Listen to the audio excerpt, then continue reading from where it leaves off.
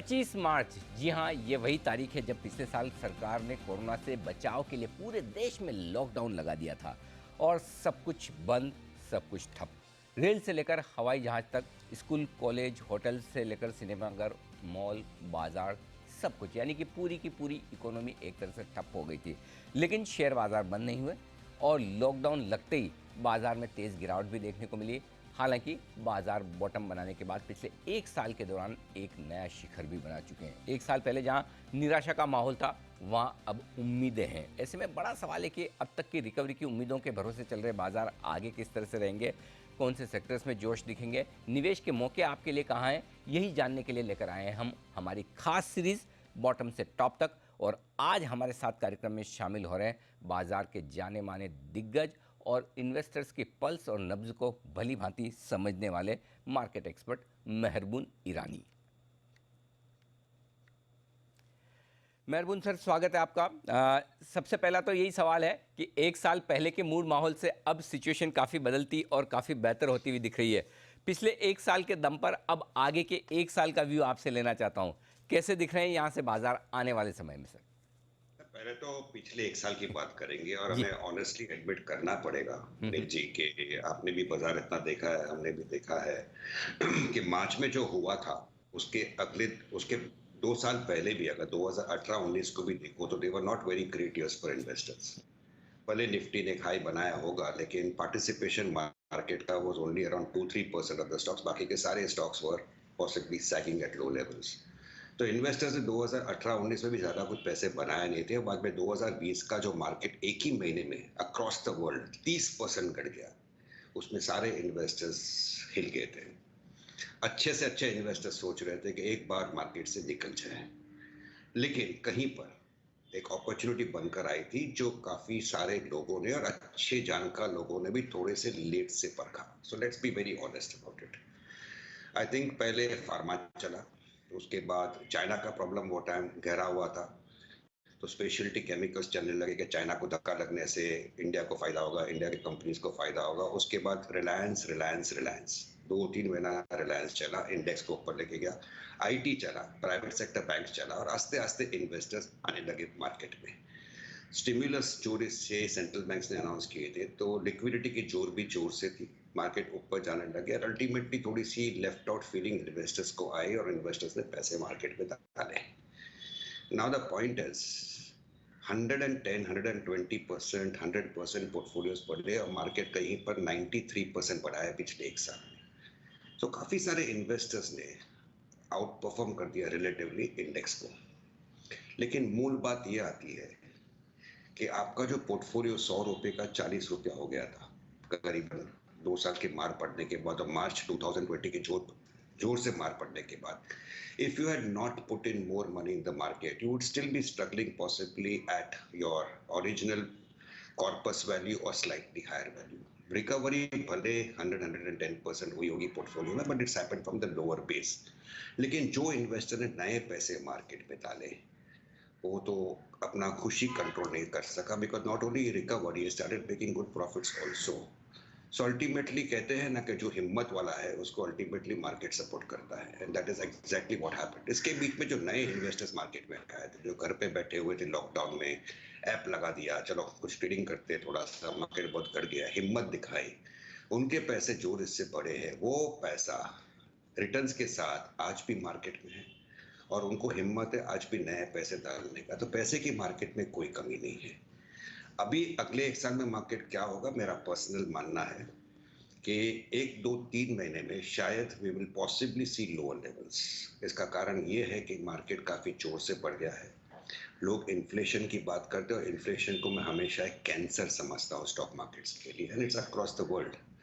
Inflation, bond yields की बात करने लगे, बट डॉलर इंडेक्स बढ़ने लगा। आई पर्सनली बिलीव कि bond yields may settle down between 1.3 to 1.6, may ultimately settle down, and this will ultimately pass. Corporate earnings in the meantime are expected to improve going ahead. Economy is expected to improve going ahead. मैं India की बात नहीं करता, मैं global economy की बात कर रहा। तो अल्टीमेटली डायरेक्शन पॉजिटिव होने के साथ मेरा पर्सनल मानना है कि अगले एक साल में we will be higher than where we are today, despite the fact कि अगले 1-2-3 महीने में भी मैं मेक एन इंटरमीडिएट बॉटम। तो इंटरमीडिएट बॉटम बनने के बाद you will have another great opportunity to possibly learn to ride the upswing in the market.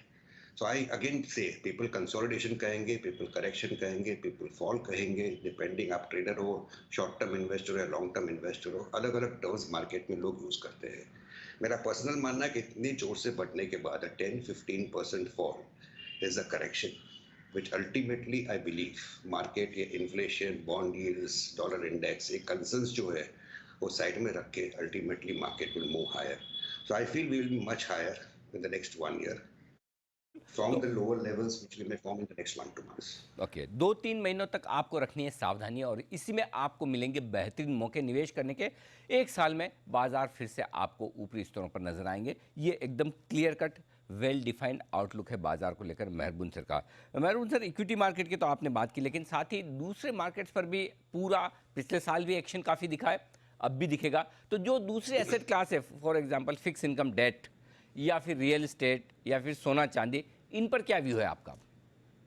Well, fixed income में honestly there is nothing much to get attracted to. लेकिन real estate की आपने जो बात की और मैं honestly admit करना चाहूंगा कि 3 क्वार्टर पहले आपने मुझे पूछा था तो मैं इनके बारे में ज़्यादा कुछ पॉजिटिव नहीं कहता. But on the whole, whatever contacts I have with people in the real estate industry, things are definitely looking up. Can you take it as an investment? Tangible benefit होती है. हमेशा लोगों को लगता है कि चलो मेरा दूसरा घर है. And ultimately work from home के कारण people don't mind possibly having a second home, जो concept अभी आया है, and it will not go 100% away. So I think real estate would be interesting. रही बात गोल्ड की, थोड़ा सा कंफ्यूजन जरूर आ गया है, but because they reacted well and ultimately it is a good hedge.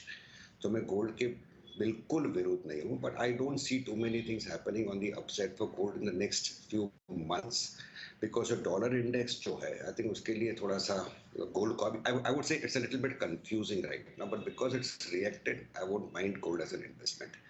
As far as equities go, I still say the same thing. Among all the asset classes, equity should relatively outperform the other asset classes.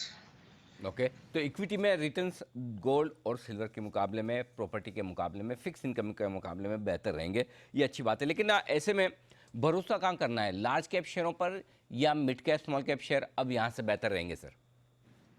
बहुत अच्छा सवाल है अनिल जी आपका, and I think हमें understand करना चाहिए कि when you have seen a new high in the market, frontline stocks definitely had gone. लेकिन मेरा मानना है कि एक इंटरमीडिएट बॉटम बनेगा अगले 1 तो 3 महीने में. People will not realise, people वापस मंदी की बात करना चाहेंगे और फिर से मार्केट चलने लगेगा ऊपर की तरफ, digesting the negatives and understanding a corporate performance improve होगा. तो नीचे के लेवल में मिड कैप ले के फ्रंट लाइन स्टॉक्स ले. अल्टीमेटली मेरा मानना है कि stock specific approach I always believed in over the last 25 years. लेकिन ऐसा नहीं है कि मिड कैप से चलेगा, बिकॉज अगर इंटरमीडिएट बॉटम बनता है, भले वो 13,000 हो, 13,500 हो, 14,000 हो, जो भी निफ्टी हो, वहां से अगर न्यू हाई बनना है तो even your HDFC banks and Kotaks and all will make new highs. So I would say it's a mix between frontline and mid caps. Sector specific approach करना है कर सकते हैं, and ultimately stock specific approach will be king. So there should be a mix of mid caps and frontline stocks both. If they are there in your portfolio, you can add them whenever you feel कि काफी गिस गया market, चलो अभी जाके हिम्मत करके वापस लेते हैं, because the market again I believe ultimately over the next 1 to 3 months will start surprising you on the upside. यहाँ पर से आपको मौके मिलेंगे और सबसे बढ़िया बात है कि दोनों में मौके मिलेंगे. अगर आपको लार्ज कैप पसंद है तो भी बाजार मौके देगा और mid cap small cap share पसंद है तब भी कोई दिक्कत की बात नहीं. लेकिन मौके किन सेक्टर्स में देगा, पहले मैं आपसे थीम और सेक्टर्स जानना चाहता हूँ जहाँ पर आपको भरोसा है अगले साल 2-3 साल के लिए सर. अनिल जी, जो पहला का सवाल आपने जो एक सिंपल एग्जांपल दिया, फ्रंटलाइन स्टॉक्स की बात करता हूं तो आप you seen the names of pharma companies, pharma stocks दिसंबर में जो भाव थे, आई थिंक दिसंबर के बाद, फरवरी के बाद पूरी मार्केट चल गई एक साथ. लेकिन pharma stocks give you negative returns, भले वो ऑरोबिंदो हो, डॉक्टर रेड्डीज हो, सन फार्मा हो, लुपिन हो, सिप्ला हो, not many have notice this. So what I was trying to say is if we have an intermediate bottom in place, even L&T देखिए आप कहाँ से वापस नीचे आ गया, 10-12% घट गया, तो quite a few stocks are lost ground, and if they lose more ground, frontline stocks also will give you decent returns along with mid caps. मेरा कहना बहुत. अभी सेक्टर्स की बात, I would say अगले 2-3 महीने में अगर आपको डिफेंसिव बनना हो, go and buy into pharma. मुझे याद है काफी लोग कह रहे थे, मीडिया वाले भी कह रहे थे, जोर से फार्मा जोर से बढ़ गया था, people were feeling left out.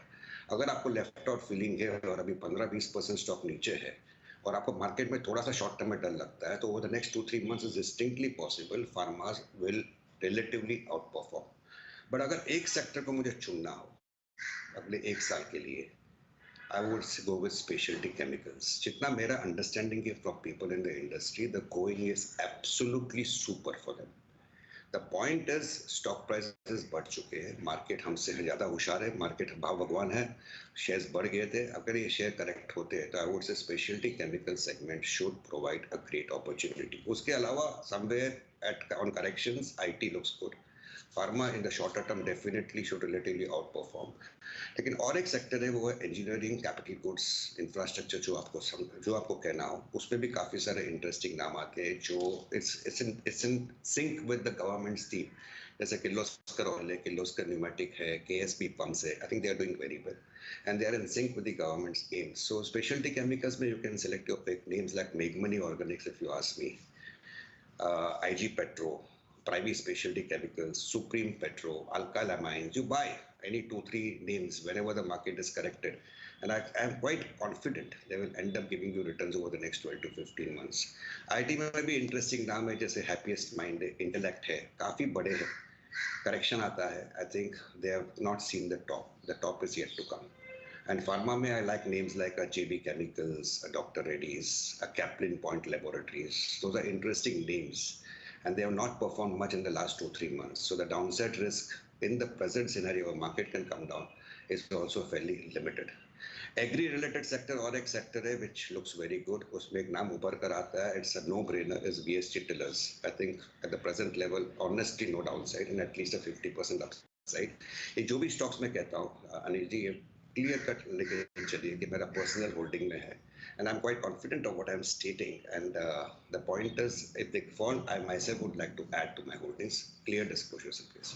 और ये डिस्क्लोजर तो कॉन्फिडेंस बढ़ाने वाला भी है कि जो आप रिकमेंड कर रहे हैं वहीं आप निवेश भी कर रहे हैं, और अगर गिरा तो और इन्वेस्टमेंट बढ़ाएंगे भी। तो ढेर सारे स्टॉक्स हैं स्पेशलिटी केमिकल्स स्पेस से, मेगमनी organics, Privi speciality, Atul limited, alkyl amines, ये सारे स्टॉक्स पसंद है। फार्मा शेयरों में भी काफ़ी share, JB chemical, doctor Reddy's, Caplin point, ये सारे शेयर हैं जो मेहरबून सर को पसंद है।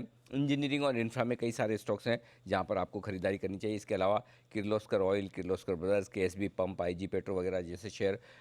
आईटी में happiest mind, intellect, design arena, ये कुछ स्टॉक्स हैं जो आपकी लिस्ट में। लेकिन एक और स्पेस है मेहरबून सर जहां पर बड़ा एक्शन होता दिख रहा है, उस पर एक सवाल लेना चाहता हूँ, और वो है प्राइमरी बाजार का। आईपीओ में रेस्पॉन्स ज़बरदस्त आता दिख रहा है, 50, 100, 150, 200 गुना आईपीओ भर रहे हैं। हालांकि अभी अभी के छोड़ दें 2-4 जहां लिस्टिंग बड़ी ढीली ढाली सी हुई है, आईपीओ के वक्त तो लोग लाइन लगाकर एप्लीकेशन लगा रहे थे, अब लिस्टिंग के बाद किसी को लेना नहीं है। क्या हो रहा है इस स्पेस में और क्या करना चाहिए? I think Anil ji, honestly मैं एंटिसिपेट कर रहा था आप ये सवाल पूछोगे, क्योंकि आपके अनुभव को भी सलाम करता हूँ। ये तेजी के मार्केट में आईपीओ उभर कर आता ही, एक सवाल उठ के आता ही है। आई थिंक 25 साल जो मार्केट के देखे हैं, वेरियस साइकिल्स देखा है, जब भी मार्केट में तेजी का माहौल होता है जहाँ पे छोटे छोटे इन्वेस्टर्स जो इन्वेस्ट कभी किया नहीं है, आई थिंक उन लोग भी आके पूछते हैं मार्केट में पैसा डालना है। So ultimately promoters sense it as a great opportunity और लंबी कतार लग जाती है आईपीओ की। और मेरा मानना है कि 2-3-4-5 कंपनी के सिवाय, अगर 100 कंपनी को आप पकड़ो तो 2-3-4-5 कंपनी के सिवाय बाकी के सारे प्रोमोटर्स वो ज्यादा पैसे टेबल पर छोड़ते नहीं इन्वेस्टर्स के लिए। So what I am trying to say is issues get aggressively priced. इसमें फिर भी आपको रिटर्न मिलता है लिस्टिंग पर, क्योंकि market is conducive. Over subscribe हो गया 100 टाइम्स, 200 टाइम्स, 150 टाइम्स, चलो लिस्टिंग पे लेते हैं। So those type of things ultimately happen and investors feel wow, मेरे को अलॉटमेंट लग गया। तो नसीब अच्छी, अलॉटमेंट लग गया। नसीब अच्छी नहीं, अलॉटमेंट लग नहीं गया, तो they go and apply in some other IPOs. I would say somewhere people have to understand that not everybody is possibly a DMart जिसने सस्ते में आईपीओ लिस्ट करा, आईपीओ दिया था, and people made good money on listing. Promoters normally are not going to give you too much money, so the valuations honestly are stretched. Market conducive है, आप फिर भी 20-30% ऊपर देखते हो शेयर को लिस्टिंग के बाद, तो हो सकता है, जरूर हो सकता है, but this type of things have a limited life. So people have to understand कहाँ पर पैसे डालते हैं। अनिल जी, आप एग्री करोगे कि 99.9% ऑफ इन्वेस्टर्स डोंट नो कि कंपनी करती क्या है जिसपे वो पैसे लगाते हैं। एब्सोल्युटली, बिल्कुल सही They बात है। just look at they just look at the gray market वहां से सुना है, चलो प्री मार्केट पीरियड में इतना है, लिस्ट अगर बाई चांस लग गया मेरा लॉटरी तो 20-25% 10 दिन में कमा लूंगा, and that is the philosophy on which things happen, but this is always a corollary of a great bull market which we have seen over the last 12 months. Absolutely. और मेहरबान सर, इसीलिए हम आमतौर पर कभी भी चैनल पर grey market prices की बात ही नहीं करते, क्योंकि वो मिसलीडिंग होती है। जब तक कि आप बैलेंस शीट आरएचपी पूरा ढंग से ना पढ़ें और उसको एनालाइज ना करें कि कंपनी का आईपीओ सस्ता आ रहा है या महंगा, तब तक उस पर सिर्फ ग्रे मार्केट प्रीमियम के बेसिस पर ओपिनियन बनाना रिस्की हो सकता है। बाकी तो ठीक है, बाजार के मूड माहौल के साथ आईपीओ को रेस्पॉन्स इतना मिल ही रहा है, भर भी रहे हैं, लेकिन लिस्टिंग के बाद रियलिस्टिक लेवल पर भी आते दिख रहे हैं। मेहरबान सर, बहुत बहुत धन्यवाद आपका हमारे लिए वक्त निकालने के लिए, और दर्शकों को सारे एसेट क्लासेस पर, इक्विटी में इन्वेस्टमेंट पर और बाजार के आगे के आउटलुक पर राय देने के लिए बहुत बहुत शुक्रिया sir. Thank you, Anil ji. Always a thank you sir. pleasure. Thank you sir. Thank you.